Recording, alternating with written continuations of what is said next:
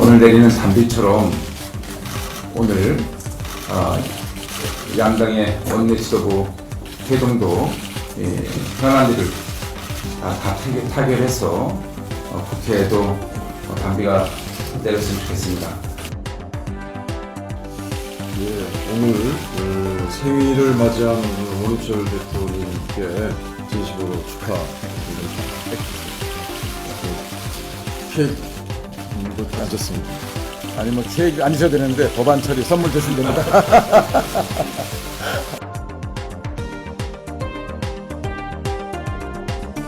일단 오늘은 그렇게 사실상 합의가 이제 결렬된 상태라고 인식을 하고 있고요.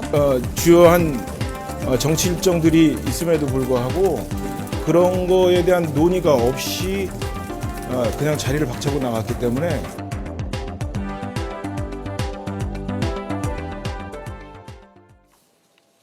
네, 어제 여야 원내 지도부가 만나서 개점 휴업 상태이던 국회 재가동을 논의했습니다. 하지만 반쪽짜리 정상화라는 얘기가 나오고 있죠. 전국 자세히 분석해 보겠습니다. 이동우 YTN 보도국 부국장, 최창렬 용인대 교수와 함께하겠습니다. 어서 오십시오. 네, 안녕하세요. 네, 안녕하십니까? 어서 오십시오.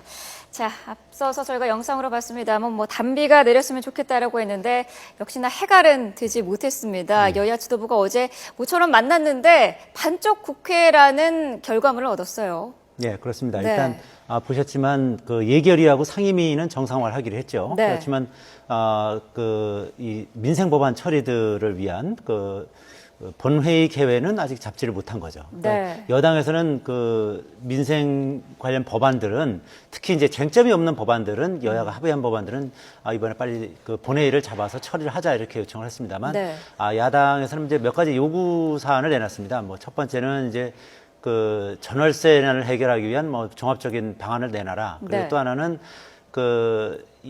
누리 예산이라고 있습니다. 3세에서 5세까지 아동을 위한 유치원하고 어린이집 예산을 이제 주는 것이 이제 누리 예산이라고 하는데 이거를 현재 시도교육청에서 주고 있습니다. 이제 이거를 국고에서 편성해달라 이렇게 요청을 하고 있는데요. 네. 이에 대해서 이제 여당 지도부에서는 이 부분은 이제 정책위에서 이제 순차적으로 한번 논의해보자 이런 원론적인 답변을 하니까 네. 야당에서 이에 반발하면서 이제 결렬을 하게 되는 그런 상황으로 간 겁니다. 예.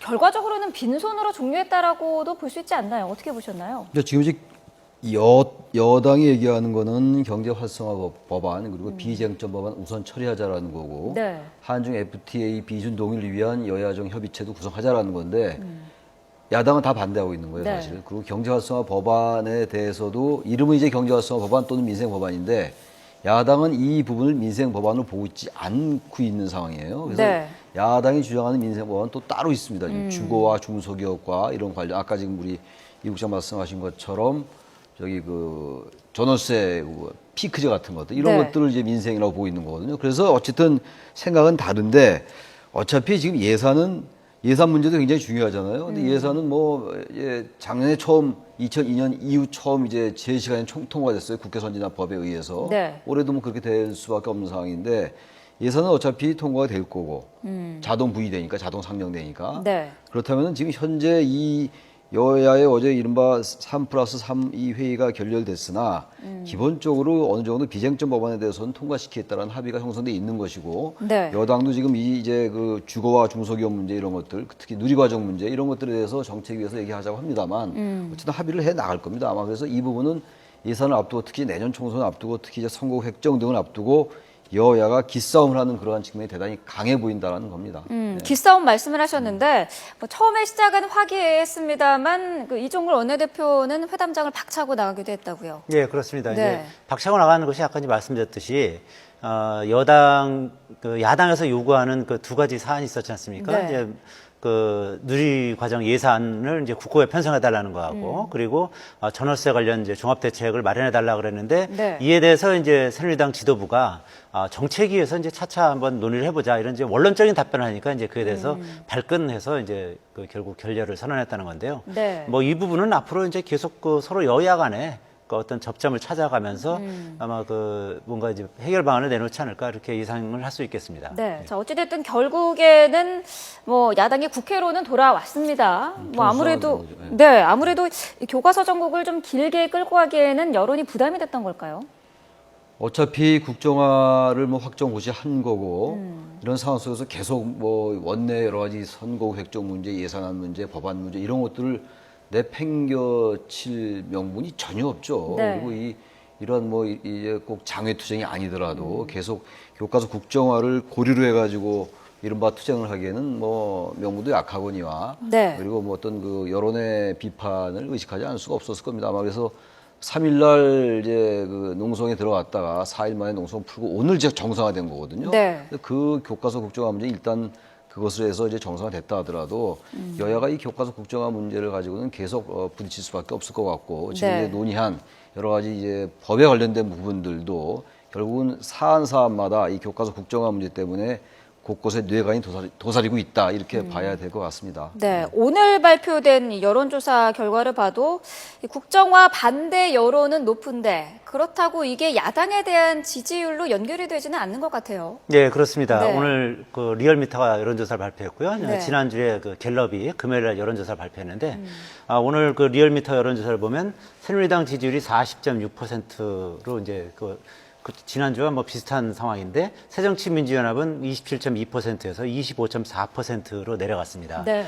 근데 이게 더 중요한 건 이제 리얼미터 그 여론조사고요. 그 지난주 금요일날 갤럽 여론조사를 보면 네. 41%, 새누리당은 41%가 나왔고 새정치민주연합은 20%가 나왔습니다. 네. 그러니까 절반 이하로 떨어졌고 그리고 그 올 들어서 가장 그 새정치연합의 지지율이 낮게 나온 겁니다. 그래서 이 부분은 그 지금 어쨌든 그 국정교과서를 하는 부분에 대해서 찬성 여론은 36%밖에 안 되는 데 비해서 네. 반대 여론이 지금 53%나 되거든요. 그러니까 절반을 넘어섰음에도 불구하고 53%라는 이런 여론의 절반도 그 새정치연합이 지지로 지금 흡수하지 못하고 있다는 뭐 그런 얘기입니다. 네. 그래서 이런 부분은 지금 어쨌든 새정치연합의 지도부가 어떤 전략 부족을 드러낸다든지 아니면은 그 친노와 비노 간의 어떤 고질적인 계파 갈등 이런 것이 이제 큰 원인 중에 하나라고 볼 수 있겠습니다만 무엇보다도 가장 큰 원인은 그 대안 세력으로서의 어떤 비전을 보여주지 못하고 있다. 정권을 맡겨도 제대로 이게 정권을 수행할 수 있겠구나 이런 비전을 줘야 되는데 어떤 그 비판만 하는 것이 아니라 뭔가 대안을 제시해 줘야 되는데 네. 그와 관련되는 부분이 좀 부족하지 않은가 이렇게 그 정치평론가들은 많이 보고 있습니다. 네, 교수님께서는 여론조사 결과 어떻게 보셨나요? 그래서 저도 뭐 지금 우리 이 부국장님 말씀에 동의를 하는데 글쎄 야당의 지지율이 이렇게 안 오르는 이유는 이미 다 나와 있어요. 지금도 말씀처럼 뭐 이 자리에만 얘기하는 게 아니라 많은 사람이 그렇게 얘기하고 있는데 저는 네. 지금 어쨌든 야당이 그 지난해 730 재보선 졌고 올해 또 429 재보선도 성원율 리스트의 그 와중에서도 또 졌단 말이죠. 네. 그리고 올해 또 뭐 국회의원 선거는 없었습니다만 얼마 전에 12.8 재보선도 참패를 했습니다. 이러한 이유들은 대안 세력으로서 인정을 못 받는 거 그리고 신뢰를 주지 못하는 게 기본에 깔려 있는 것인데 이러한 선거의 연이은 패배에 대한 어쨌든 책임지는 모습을 보이지 않은 것이 당내 주류와 비주류와의 갈등의 기본 원인이거든요. 네. 그리고 항상 이제 다른 어떤 국정의 이슈나 현안이 나오면 그것으로 잠깐 덮었다가 당의 분란이나 내용은 전혀 근본적으로 해소되지 않는 상황이고 말이죠. 이런 상황이 계속되다 보니까 대안을 안 내놓는 것도 아니고 대안을 많이 내놓고 있어요. 뭐 주거 대책도 내놓지 않았습니까? 중소기업 대책도 내놓고 있는 거고. 그러나 국민들이 볼 때는 그러한 대안이나 정책이나 이런 입법 사항에 대해서 눈을 기울여야 하지 않는 거죠. 주목하지 않는 겁니다. 일단 새정치연합하면 떠오르는 것은 계파 갈등. 네. 그것이 사실이건 아니건 정도가 어찌 됐든 어느 정도가 됐든 간에 대안 세력 부재. 그리고 뭐 당의 지도부가 책임지지 않는다. 이게 거의 고착화 일상화 아주 이렇게 우리 국민들 유권자들의 머릿속에는 새정치연합을 지지하는 유권자가 됐건 무당파가 됐건 중도층이 됐건 아주 일상화되어 있는 겁니다. 그래서 네. 이것을 어떻게든 국민들의 인식을 바꾸지 않는 한 아무리 야당에게 유리한 어떤 이슈가 제기된다 하더라도 정당의 지지도는 이렇게 상승으로 연결되지 않는다. 야당에 대한 지지도는 이렇게 볼 수밖에 없다는 거죠. 네.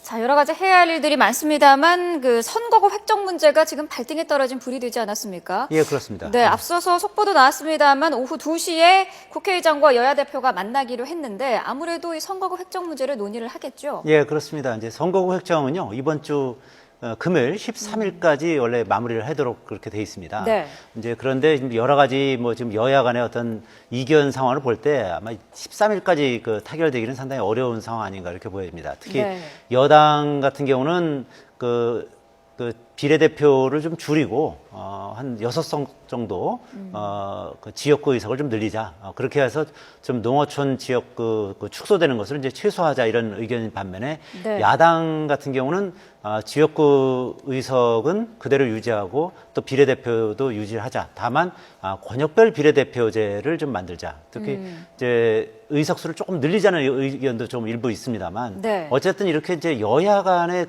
이 팽팽하게 이견이 맞서고 있기 때문에 당장 오늘 뭐 국회의장과 여야 대표가 만난다 그래서 바로 거기서 전격 타결이 이루어지기는 아마 쉽지는 않을 겁니다. 네. 이와 관련해서 좀 우리가 관심을 가져볼 만한 게요. 그 정개특위위원장이 새누리당의 이병석 의원인데 이병석 의원이 이제 그런 안을 제안을 했습니다. 타협안으로. 지금 자꾸 이제 그 의석수가 줄어들면서 농어촌 지역 그 의원들의 반발이 이제 거세지고 있으니까 네. 의석수를 지역구 의석을 한 14개 정도, 지역구를 14개 정도 늘리고 네. 비례대표를 줄이면서 그 권역별 야당이 주장하는 권역별 비례대표제를 좀 변형시킨 연동형 비례대표제를 한번 해보자 뭐 그런 네. 얘기인데요.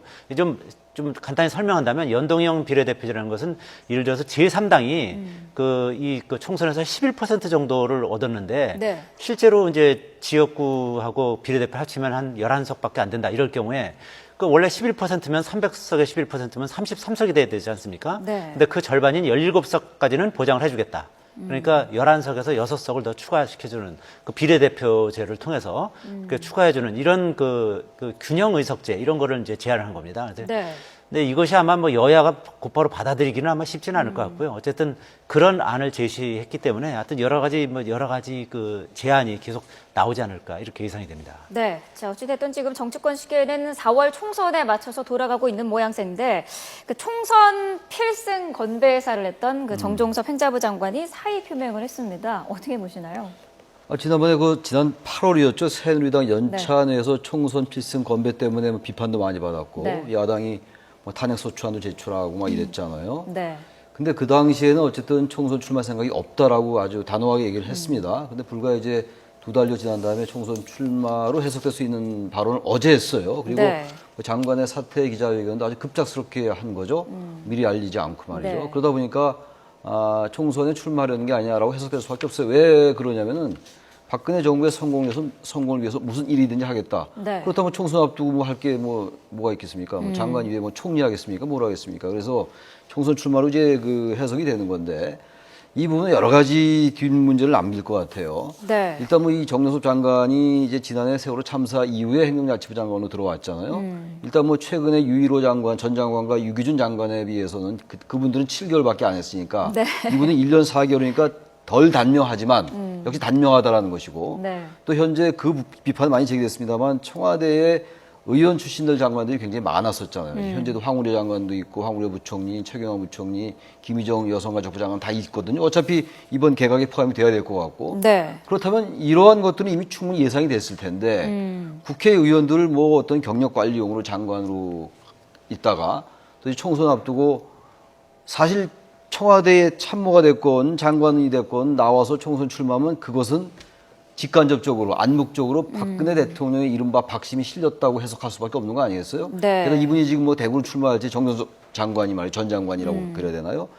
대구로 출마할지 모르겠으나 어쨌든 여권의 그 텃밭이잖아요. 거기에 딱 가가지고 경선에 출마한다.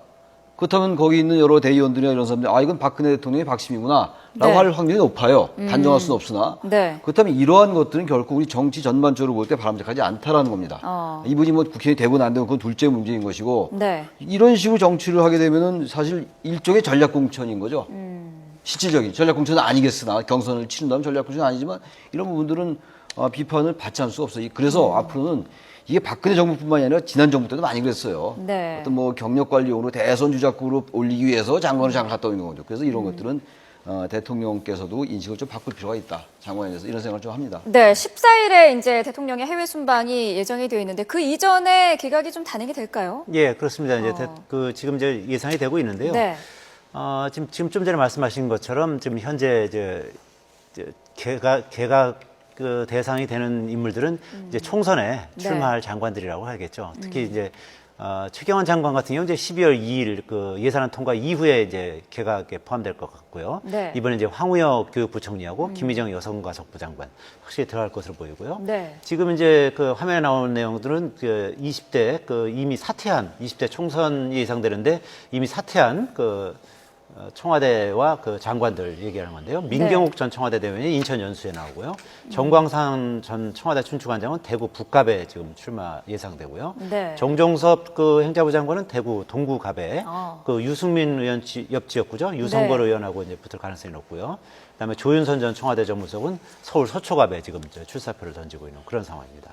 네. 이외에 그 지금 현재 사퇴 예상되는 그 장관들 같은 경우는 김희정 여성부 장관은 부산 연제구에, 윤상직 그 산업통상부 장관도 본인이 학교를 다녔던 부산에서 출마를 지금 생각하고 있는 것 같고요. 네. 최경환 부총리는 아까 말씀드렸듯이 12월 2일 이후에 본인의 지역구인 이제 경북 경산 청도에서 출마할 것으로 보이고요. 황우여 장관은 이제 인천 연수구가 아마 분구될 경우에 아마 그 황우여 장관은 본인의 지역구 나오고 아마 아까 말씀드렸던 그 민경욱 전 청와대 대변인은 다른 분구되는 지역으로 나오지 않을까. 아니면은 인천 중동 옹진으로 나올 가능성도 이렇게 점쳐지고 있습니다. 네.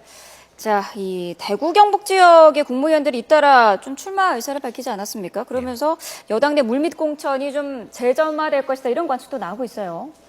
근데 제가 아까 말씀드린 것이 바로 그런 측면인 거거든요. 네. 대구 경북 지역에서야 뭐 새정치연합 의원들이 당선되기가 어렵잖아요. 솔직히 텃밭이니까 네. 여권의 텃밭인데 거기 청와대나 또는 이 장관 출신의 인사가 만약에 경선을 하게 된다면은 상당히 박심이다라고 해석될 수밖에 없어요. 그 정치 네. 현실에서 그렇게 된다면은 전략 공천은 아니고 이른바 우선 추천제는 아니겠으나 실질적으로 대구 경북 지역에서의 전략 공천 아니냐. 게다가 지금 국정화 문제 때문에 여당 내에서도 분란이 좀 가라앉긴 했습니다만 여전히 공천 룰을 둘러싼 갈등은 잠재하고 있는 것이고 네. 특히 공천 논의 특별기구의 위원장 둘러싸고도 아직 입장 논의가 안 된 상태라서 이런 최근의 장관들 또는 뭐 참모들의 청와대 참모들의 총선 관련 뉴스와 더불어 가지고 바로 공천 룰에 관련해 가지고 여당 내에 친박과 비박 이른바 주류와 비주류와의 힘겨루기는 불가피하다. 역학관계 변화 불가피하다. 이렇게 보여집니다. 네, 알겠습니다. 자, 오늘 두 분 말씀을 여기까지 듣도록 하겠습니다. 오늘 말씀 감사합니다.